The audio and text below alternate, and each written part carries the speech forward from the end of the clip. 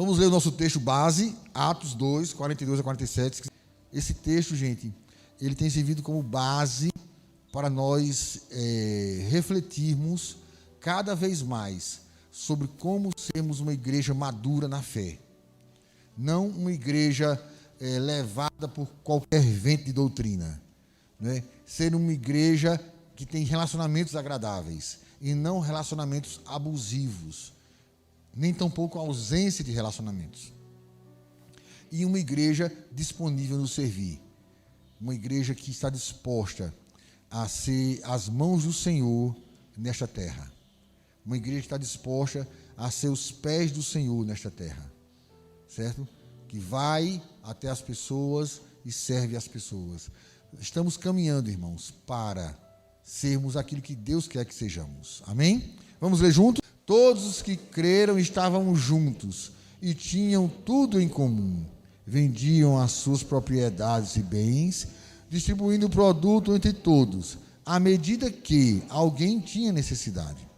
Diariamente perseveravam unânimes no templo, partindo o pão de casa em casa, e tomavam as suas refeições com alegria e singeleza de coração, louvando a Deus e contando com a simpatia de todo o povo. Enquanto isso, acrescentava-lhes o Senhor dia a dia os que iam sendo salvos. Amém. Relacionamentos, queridos, são fundamentais para a saúde física, mental e espiritual das pessoas. Em primeiro lugar, nós precisamos entender isso. Nós precisamos nos relacionar. E esse nosso relacionamento, ele vai produzir saúde física, saúde mental e saúde espiritual. Infelizmente, às vezes nós pensamos que a ausência de relacionamentos é que vai gerar saúde. Eu sei que existem relacionamentos doentios, mas até os relacionamentos doentios podem servir para gerar saúde em nós. Por exemplo, né? A questão da saúde física. Nós precisamos ter contato uns com os outros para que os nossos corpos desenvolvam anticorpos. Aqueles pais e mães que isolam as crianças do contato com outras crianças não estão fazendo bem para os seus filhos. Não estão. As crianças precisam conviver com outras crianças. As crianças precisam conviver com adultos. Por quê?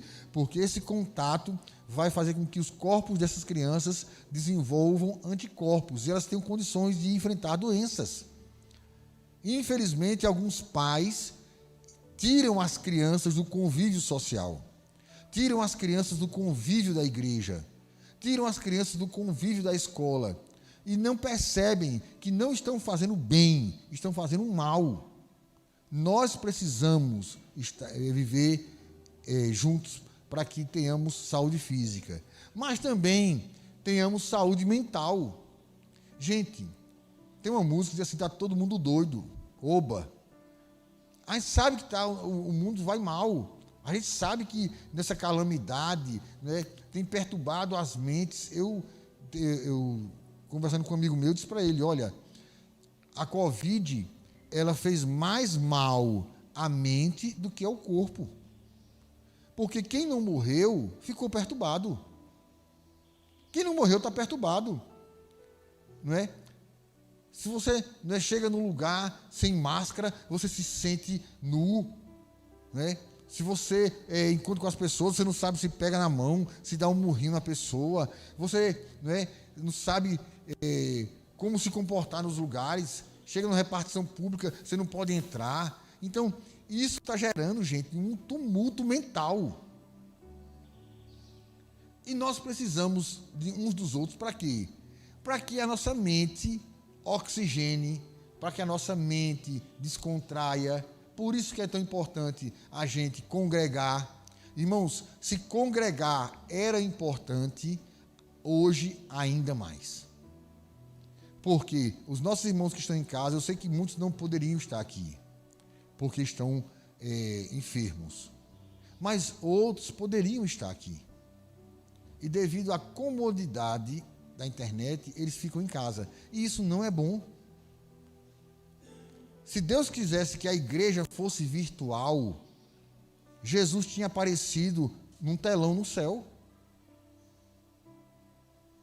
Não é? Jesus criou a igreja para a igreja ser presencial. O uso da tecnologia, né, a questão do ser virtual, é como se fosse uma muleta. É um arranjo para suprir a necessidade de um momento. Mas nós precisamos, gente, estar juntos. Para quê? Para que tenhamos saúde mental. Rir, né, conversar, chorar, contar histórias, ouvir histórias, ver um ao outro, sentir o cheiro um do outro. Então, relacionamentos, eles proporcionam saúde mental e saúde espiritual. Irmãos, eu não consigo ser um cristão sozinho. Não há possibilidade de ninguém ser um cristão isoladamente. Gente, o próprio Deus é Pai, Filho e Espírito Santo. Jesus podia muito bem, gente, ter vindo à Terra e não ter tido discípulos. Mas Jesus fez questão de estar com os discípulos. Né? Por quê? Porque o crescimento espiritual, gente, também tem a ver com o convívio. Algumas virtudes espirituais só se desenvolvem a partir dos nossos relacionamentos. Porque como é que eu vou ter paciência se não tiver alguém que me irrite? Como é que eu vou ter misericórdia se não tiver alguém que precise? Como é que eu vou amar, né, se não tiver alguém que peque? Como assim, pastor? O amor cobre multidão de pecados. Então, a minha vida espiritual, ela precisa do outro para que eu cresça em Deus. Sem o outro, eu não cresço em Deus. Relacionamentos são manifestações práticas das nossas emoções, sentimentos, crenças e aspirações. Os nossos relacionamentos, gente, são manifestações práticas das nossas emoções. O meu discurso, o seu discurso, ele pode ser muito bem trabalhado, mas é no nosso convívio diário que nós manifestamos realmente quem nós somos emocionalmente.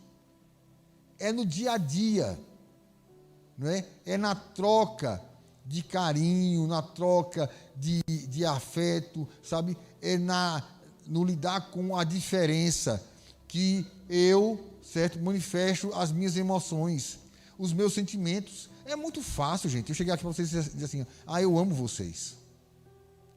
É um discurso bonito, politicamente correto, mas, gente, amar não é um sentimento qualquer.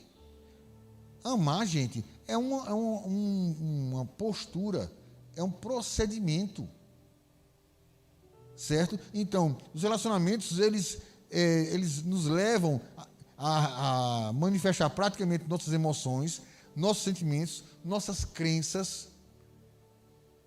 Quando eu estou convivendo com o outro, eu manifesto o que eu creio, de verdade. Não é o que eu digo. Porque, volto a dizer, o que eu digo nem sempre é respaldado por aquilo que eu faço.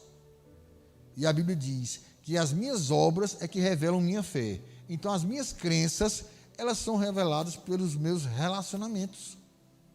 E, por último, não é? As nossas aspirações. Eu preciso dos outros, gente, para que eu possa manifestar os meus desejos. Porque nós não somos uma ilha em nós mesmos.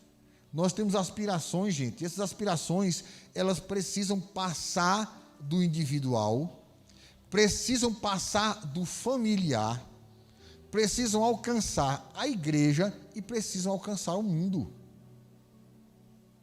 Alguns de nós, irmãos, estamos mal, não é? Estamos apodrecidos. Por quê? Porque estamos vivendo só para nós mesmos. Uma água que não corre apodrece. Uma pessoa que só pensa em si, ela apodrece. Uma pessoa que só pensa na família dela, essa família apodrece. É como se a única família do mundo fosse a dela. Ah, pastor, mas a Bíblia diz que aquele que não cuida primeiro dos de casa, olha só, primeiro, não é? Não é só dos de casa. Porque existem outras famílias. Não é? Então, nós precisamos, não é, crescer individualmente, como família, como igreja e como sociedade. Certo? Relacionamentos, gente, eles são determinantes para sermos quem somos e quem seremos ser. Eu e você chegamos aqui porque muita gente entrou na nossa vida. E nós só seremos algumas coisas no futuro se algumas pessoas entrarem em nossa vida e se outras saírem. Então, eu preciso de relacionamentos porque eles são determinantes para ser quem eu sou. E aí eu lembro de uma palavra de um pastor, que eu já falei para vocês aqui sobre isso, né? Quando ele disse que Jesus é o oleiro, né? E nós somos o barro. E ele disse, olha, o oleiro, ele trabalha com duas mãos, uma por dentro e uma por fora. A mão de dentro é a mão do Espírito Santo. E a mão de fora é a mão das pessoas que convivem conosco. Não há como fazer um vaso sem uma mão por dentro e uma mão por fora. Alguns de nós queremos ser um vaso nas mãos de Deus só com a mão por dentro. Não tem como. Tem que ter alguém do lado de fora. E nós somos, gente, não é? A soma, né? A multiplicação, a divisão, a subtração das pessoas que passaram por nossa vida. Até aquelas pessoas ruins, até aquelas pessoas que nos fizeram mal, contribuíram para nós sermos quem somos hoje. Mas também nós só seremos se nós considerarmos as pessoas. E assim, gente, foi o que Deus fez. Relacionamentos são a interseção entre o eu, o tu, o nós e Deus. Eu, você, nós e Deus. Então, não pensemos que relacionamentos são descartáveis ou não são importantes. Pelo contrário, gente. Alguém já disse que nós somos o reflexo dos livros que lemos e das pessoas que convivemos. Por isso nós temos que ter tantos cuidados com as pessoas que nós convivemos. É claro que essa frase ela é pequena, né, no que ela tenta dizer, ela não abrange tudo, mas ela revela a importância dos outros.